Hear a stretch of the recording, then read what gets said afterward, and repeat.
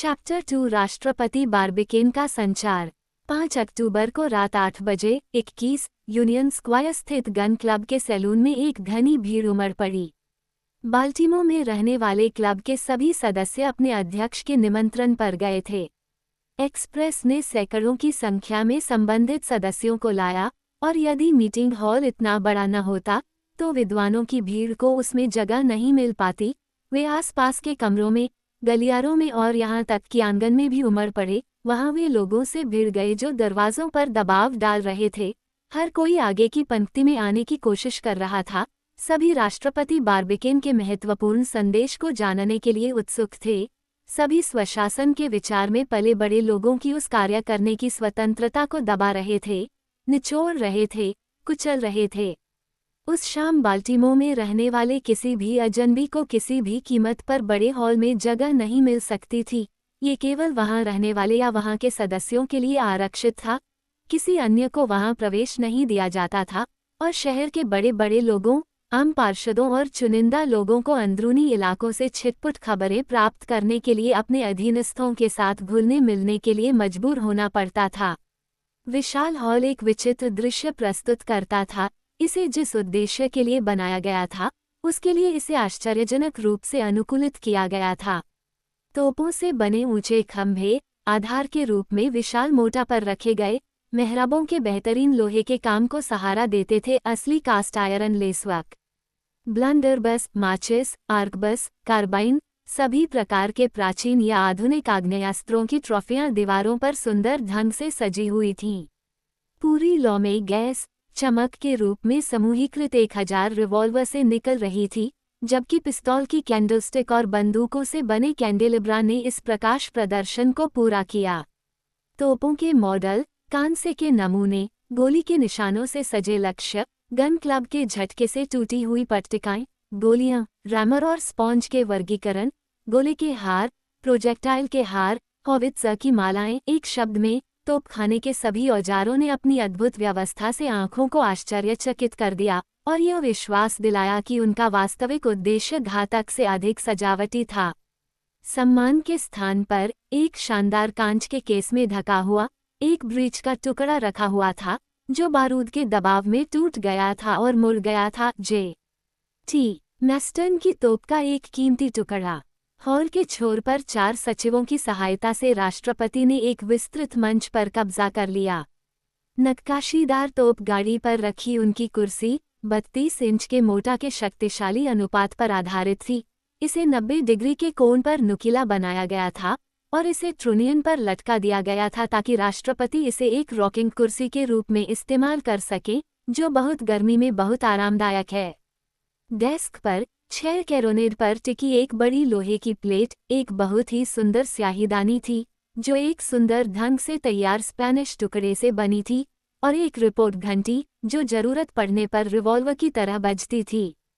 उग्र चर्चाओं के दौरान इस नए प्रकार की घंटी उत्साहित तोपखाने के सैनिकों की आवाज को ढकने के लिए शायद ही पर्याप्त थी। डेस्क के सामने बेंचों को खाई के घेरे की तरह जिगजैग में व्यवस्थित किया गया था।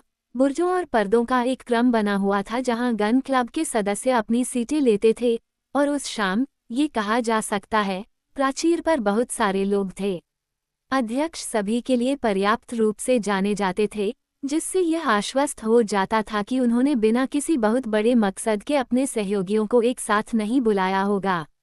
इम्पे बारबिकेन 40 वर्ष का व्यक्ति था, शांत, ठंडा, तपस्वी, विलक्षण रूप से गंभीर और एकाग्रमन वाला, क्रोनोमीटर की तरह सटीक, अविचल स्वभाव और अविचल चरित्र वाला, बहुत शूरवीर नहीं, फिर भी साहसी और हमेशा जंगली उद्यमों में व्यावहारिक विचारों को लाने वाला, एक आवश्यक न्यू इंग्लैंड वासी, एक उत्तरी उपनिवेशवादी, उन राउंडहेड्स का वंशज जो स्टुअर्ट्स के लिए बहुत घातक थे, और दक्षिणी सज्जनों का कट्टर दुश्मन, मातृभूमि के प्राचीन घुड़सवार, एक शब्द में एक ही सांचे में ढला हुआ यानकी।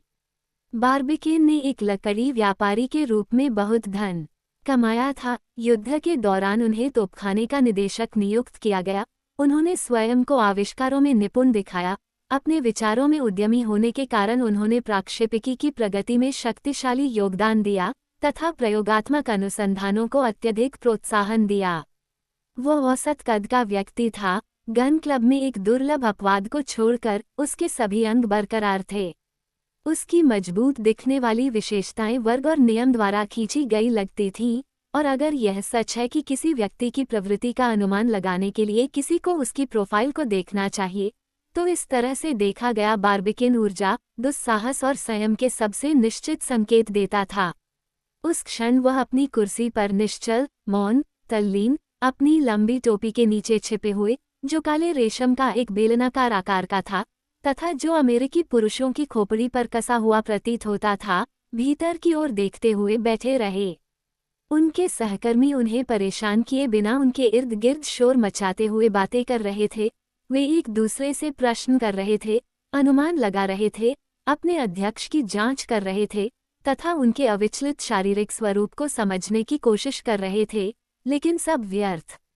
जैसे ही बड़े हॉल की घड़ी में 8 बजे का समय हुआ, बार्बिकेन मानो किसी स्प्रिंग से हिल गया हो, उछल पड़ा, चारों ओर सन्नाटा छा गया और वक्ता ने थोड़े जोरदार स्वर में निम्नलिखित बात कही। बहादुर साथियों, कुछ समय पहले एक असफल शांति ने गन क्लब के सदस्यों को दयनीय निष्क्रियता में धकेल दिया था। कुछ वर्षों की अवधि के बाद, जो घटनाओं से भरी हुई थी, हमें अपने कामों को छोड़ने और प्रगति के मार्ग पर रुकने के लिए बाध्य होना पड़ा है। मुझे ये घोषणा करने में कोई डर नहीं है कि कोई भी युद्ध जो हमारे हाथों में फिर से हथियार देगा, उसका स्वागत किया जाएगा। हाँ, युद्ध। जे.टी. मेस्टर ने आवेश में चिल्लाया।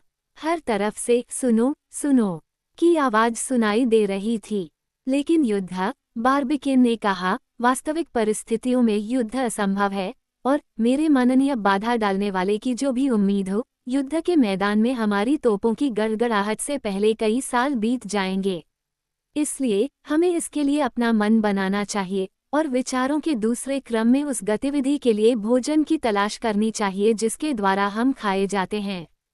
सभा को लगा कि उसका अध्यक्ष नाजुक बिंदु पर पहुंच रहा है, इसलिए उसने अपना ध्यान दोगुना कर दिया। बार्बिकेन ने आगे कहा, कुछ महीने पहले, मेरे बहादुर साथियों, मैंने खुद से पूछा कि क्या हम अपनी विशेषज्ञता में रहते हुए 19वीं सदी के योग्य कोई महान प्रयोग नहीं कर सकते, और क्या बैलिस्टिक्स की प्रगति हमें इसे सफलतापूर्वक निष्पादित करने की अनुमति नहीं देगी।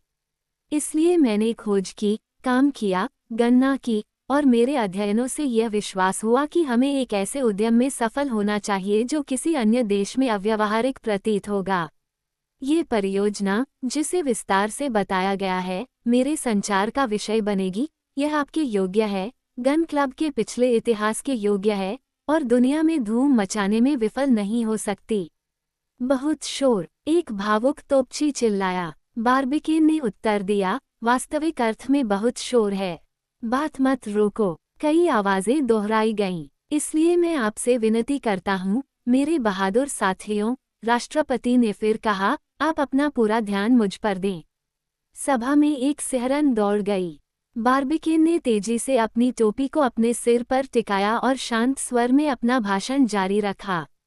आप में से कोई भी ऐसा नहीं है, बहादुर साथियों, जिसने चांद नहीं देखा हो, या कम से कम उसके बारे में सुना हो।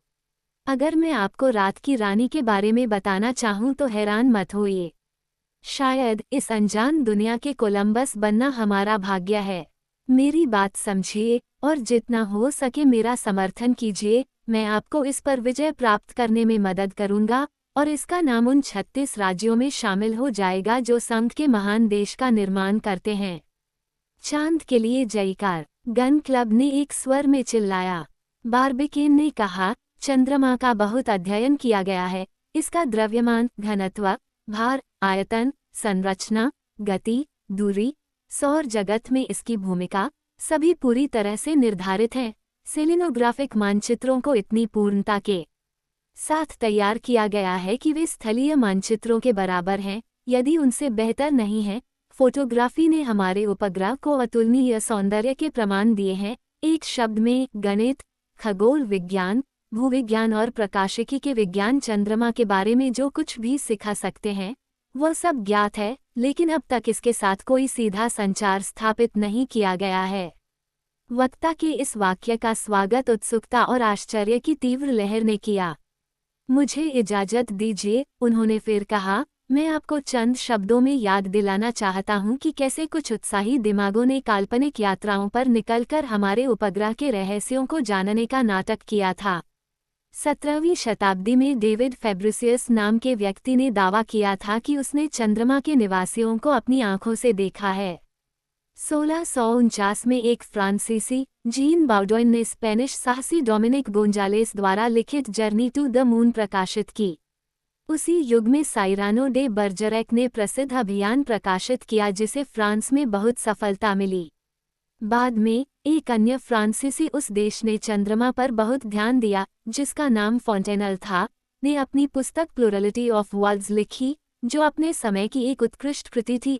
1835 के आसपास न्यूयॉर्क अमेरिकन से अनुवादित एक पैम्फलेट में बताया गया कि सर जॉन हर्शेल को केप ऑफ गुड होप भेजा गया था, जहां वे खगोलीय प्रेक्षण करने के लिए गए थे।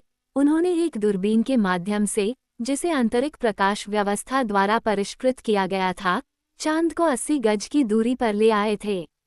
तब उन्होंने स्पष्ट रूप से गुफाओं को देखा जिसमें दरियाई घोड़े, सुनहरे किनारों वाले हरे पहाड़, हाथीदांत के सींग वाली भेड़ें, सफेद हिरन और चमगादड़ जैसे झिल्लीदार पंखों वाले जीव रहते थे।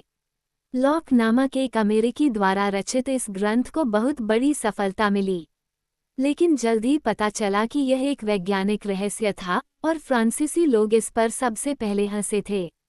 एक अमेरिकी पर हंसो, जे.टी. मैस्टन चिल्लाया, लेकिन यह एक युद्ध कारण है। मेरे योग्य मित्र, निश्चिंत रहो, फ्रांसीसी लोगों के हंसने से पहले ही वे हमारे देशवासियों के बहकावे में आ गए थे। इस तेज इतिहास को समाप्त करने के लिए मैं ये जोड़ना चाहूंगा कि रॉटरडम के एक निश्चित हंस फाल हाइड्रोजन से 37 गुना हल्के अजोट से बने गैस से भरे गुब्बारे में ऊपर गए और 19 दिनों की यात्रा के बाद चांद पर पहुंचे। ये यात्रा पिछले प्रयासों की तरह पूरी तरह से काल्पनिक थी, लेकिन यह एक विचित्र और चिंतनशील प्रतिभा वाले लोकप्रिय अमेरिकी लेखक का काम था। मैंने एडगर पो का नाम लिया है। एडगर पो के लिए जयकार। सभा ने अध्यक्ष के शब्दों से उत्साहित होकर चिल्लाया। अब मैं इन प्रयासों के अंत पर पहुंच गया हूं, जिन्हें मैं विशुद्ध रूप से साहित्यिक कह सकता हूं, और रात की रानी के साथ कोई गंभीर संचार स्थापित करने के लिए बिल्कुल अपर्याप्त हैं। हालांकि मुझे ये जोड़ना चाहिए कि कुछ व्यावहारिक दिमागों ने खुद को उसके साथ गंभीर संचार में लाने की कोशिश की। कुछ साल पहले एक जर्मन गणितज्ञ ने साइबेरिया के मैदानों में विद्वानों का एक आयोग भेजने का प्रस्ताव रखा था। वहां विशाल मैदानों पर चमकदार परावर्तकों के माध्यम से विशाल ज्यामितीय आकृतियों का पता लगाया जाना था। दूसरों के बीच कर्ण का वर्ग, जिसे अश्लील रूप से गधे का पुल कहा जाता है। किसी भी बुद्धिमान प्राणी, गणितज्ञ ने कहा, उस आकृति के वैज्ञानिक उद्देश्य को समझना चाहिए। सेलेनाइट्स चंद्रमा के निवासी यदि वे मौजूद हैं, तो एक समान आकृति द्वारा उत्तर देंगे, और एक बार संचार स्थापित होने के बाद एक वर्णमाला बनाना आसान होगा जो हमें चंद्रमा के निवासियों के साथ बातचीत करने की अनुमति देगा। इस प्रकार जर्मन गणितज्ञ ने कहा, लेकिन उनकी परियोजना को क्रियान्वित नहीं किया गया और अब तक पृथ्वी और उसके उपग्रह के बीच कोई सीधा संचार नहीं हुआ है। लेकिन यह अमेरिकियों की व्यावहारिक प्रतिभा के लिए आरक्षित था कि वे खुद को नक्षत्रीय दुनिया के साथ संचार में ला सकें। ऐसा करने के साधन सरल, आसान, निश्चित, अचूक हैं और मेरे प्रस्ताव का विषय बनेंगे। इन शब्दों का स्वागत शोरगुल और विस्मयकारी शब्दों के तूफान से हुआ। श्रोताओं में से कोई भी ऐसा नहीं था जो वक्ता के शब्दों से प्रभावित न हुआ हो और उनसे प्रभावित न हुआ हो। सुनो, सुनो, चुप रहो, हर तरफ से आवाज आ रही थी।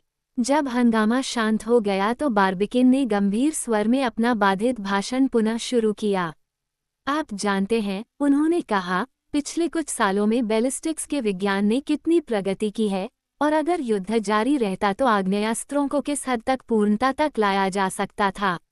आप आमतौर पर इस बात से अनभिज्ञ नहीं हैं कि तोपों की प्रतिरोध शक्ति और बारूद की विस्तारक शक्ति असीमित है। खैर, उस सिद्धांत से शुरू करते हुए मैंने खुद से पूछा कि क्या प्रतिरोध की निर्धारित परिस्थितियों में स्थापित पर्याप्त उपकरणों के माध्यम से चांद पर तोप का गोला भेजना संभव नहीं होगा। इन शब्दों पर हजारों हौंफते हुए सीने से अचंभे की एक ओह निकली। फिर एक पल का सन्नाटा छा गया, जैसे कि गड़गड़ाहट से पहले की गहरी शांति। वास्तव में गड़गड़ाहट तो हुई, लेकिन तालियों, चीखों और शोरगुल की गड़गड़ाहट ने मीटिंग हॉल को फिर से हिला दिया। अध्यक्ष ने बोलने की कोशिश की, लेकिन वे बोल नहीं पाए। 10 मिनट के बाद ही वे अपनी बात कहने में सफल हुए। मुझे अपनी बात पूरी करने दीजिए, उन्होंने ठंडे स्वर में कहा। मैंने इस प्रश्न को उसके सभी पहलुओं पर विचार किया है, और मेरी निर्विवाद गणनाओं से यह निष्कर्ष निकलता है कि 12,000 गज प्रति सेकंड की प्रारंभिक गति से फेंका गया कोई भी प्रक्षेप्य और चंद्रमा की ओर निर्देशित अनिवार्य रूप से उस तक पहुंचेगा। इसलिए मुझे, मेरे योग्य सहयोगियों, आप सभी के समक्ष इस छोटे से प्रयोग का प्रस्ताव रखने का सम्मान प्राप्त है।